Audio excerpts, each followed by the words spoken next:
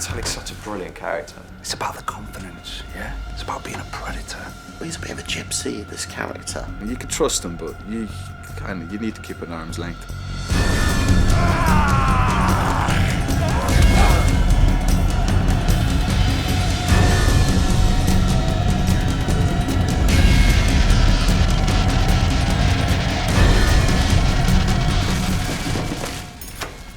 Lesson 1, preparation. For a safe, stress-free transformation, it's all about the preparation. What's the other bag for?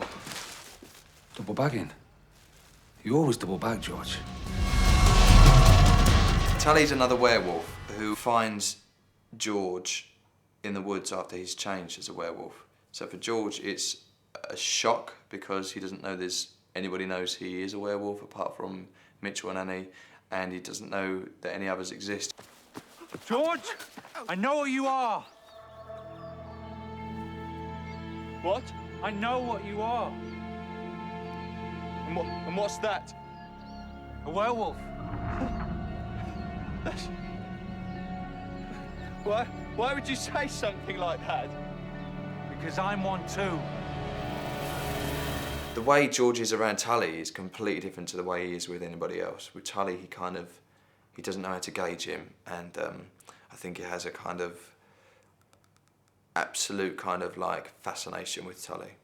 Yeah, I mean, it'd be a lie to say that, you know, when Tully comes in, first of all, the first time you see him, that Mitchell knows there's something up with him and that he's trouble, because I don't think so. He comes in and he's a likeable person, and that's his job. That's what he wanted to do. He wanted to come into the house and be liked, and he is. So you've been sleeping rough? Well, now and again, someone will offer me a bed, though that usually means sharing. I mean, Mitchell has vampires all over the place that he can sort of relate to if he wants to do that, and George doesn't have anybody, and suddenly George finds this person that understands him, and it's a dream come true for George, I suppose, in some ways, although he's a little apprehensive about him when he first moves in, but that slowly changes. Tully starts to win George over, and George sees in Tully something that he wants to be. Tully is uber confident, very charming. Tully has the same sort of quality that Mitchell has, which is what George thinks he will never be, but in Tully he believes suddenly that, you know, if he can do it, I can do it. So he's a complete inspiration to George. Also, as well, is that the whole stuff with Tully is that Tully has made him, with the werewolf transformations, has taught him a new way of doing it, about having this wash bag, about having all this stuff to recover in the morning and look after yourself. What's that? It's a chicken on a piece of string. And that helps us how, exactly? We take it for a walk. Okay. Using the shed as a centre point, we walk in a circle, mile or so in diameter, dragging this behind us. Once you've transformed, you'll skulk around for a bit, till eventually you'll pick up the scent of the chicken.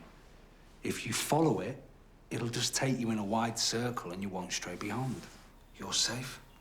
Everyone's safe. Tully's great, he's been around. So we said, let's do loads of tattoos. And he was really up for it, and he was great. So he sat in the chair, had those done, until we got into the woods, which he wasn't too happy about because we had to just cover all his back, his sides, and I think we had something like half an hour. And not only that, Tully's character also had to have scars on him from where he'd been attacked. So it was like, okay, put him on, base spraying him. Having Dean Lennox Kelly in the makeup room standing there stark naked was quite a shock, putting those tattoos everywhere, covering him in dirt and mud, but we got through it. Tully's really important to George. It's so important to George, that meeting, that connection, because it reassures George of everything he's got and makes him a stronger werewolf. And it puts him in a good position for whatever he's faced up with that comes his way later on in life. The only thing left is your conscience. But there'll come a time when you'll surrender that too. When you use what you are. You're wrong.